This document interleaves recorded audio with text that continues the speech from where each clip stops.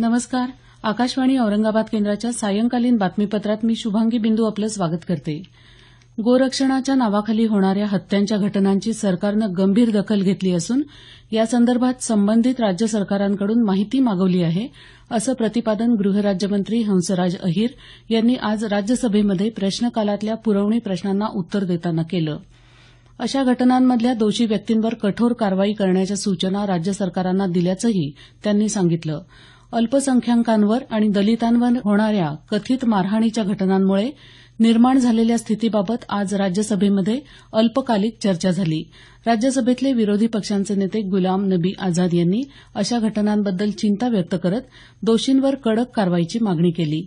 सरकारलाही या घटनांबद्दल दुःख असल्याचं नमूद करत अशा दोषींवर कारवाई सुरू झाली असल्याचं उत्तर संसदीय कामकाज मंत्री मुख्तार अब्बास नक्वी यांनी दिलं.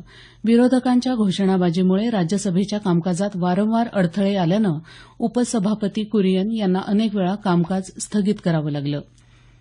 दुसरीकडे लोकसभेमध्ये एकदा सदन स्थगित होऊन पुन्हा कार्यवाही सुरू झाल्यानंतर काँग्रेस, तृणमूल काँग्रेस, डावे पक्ष, राष्ट्रीय जनता दल आणि राष्ट्रवादी काँग्रेसच्या सदस्यांनी स्थगन प्रस्ताव दिला.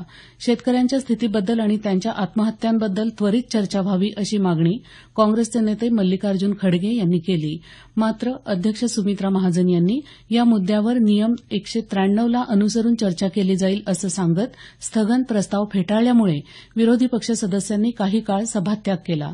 त्यानंतर अध्यक्ष सुमित्रा महाजन यांनी नियम 193 नुसार या विषयावर चर्चेची अनुमती दिल्यानंतर सदनाचं कामकाज सुरळीत सुरू झालं. वस्तू आणि सेवा कर कायद्याची अंमलबजावणी पूर्ण देशासाठी तसंच राज्यांसाठीही अतिशय लाभदायी ठरेल असं सरकारनं म्हटलं आहे.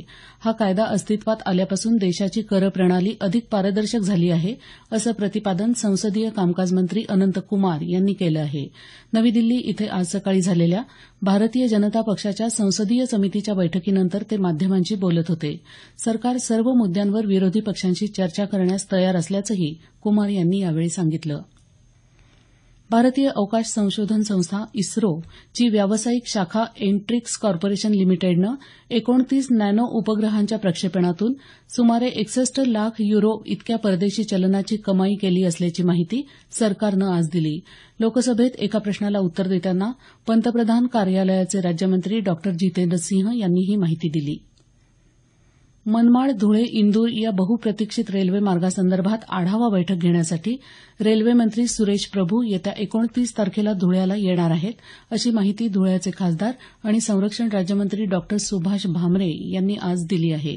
धुळे ते पुणे रेल्वे सेवा सुरू करण्याच्या सातत्यानं होणाऱ्या मागणीसंदर्भातही आपण रेल्वे मंत्र्यांशी चर्चा केली असून लवकरच ही सेवा सुरू करण्यात येणार असल्याचंही भामरे यांनी यावेळी सांगितलं. गेल्या वर्षीच्या जुलै आणि ऑगस्ट महिन्यांमध्ये ज्या कांदा उत्पादक शेतकऱ्यांनी बाजार समितींमध्ये कांदा विक्रीसाठी आणला होता त्यांना अनुदान देण्याचा निर्णय राज्य शासनानं घेतला आहे.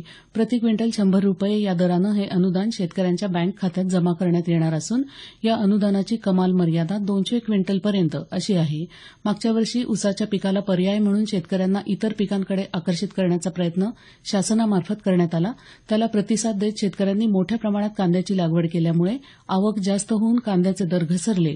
यामुळे शेतकऱ्यांचं नुकसान झाल्यानं शासनानं हा निर्णय घेतला आहे. गडचिरोली जिल्ह्यात कालपासून मुसळधार पाऊस पडत असल्यामुळे जिल्ह्याच्या बहुतांश भागात पूरपरिस्थिती निर्माण झाली आहे. पर्लकोटा नदीला आलेल्या पुराचं पाणी भामरागड गावात शिरल्यामुळे तिथली बाजारपेठ आणि घरं पाण्याखाली गेली आहेत. या पुरामुळे या परिसरातल्या 100 गावांचा संपर्क तुटला आहे.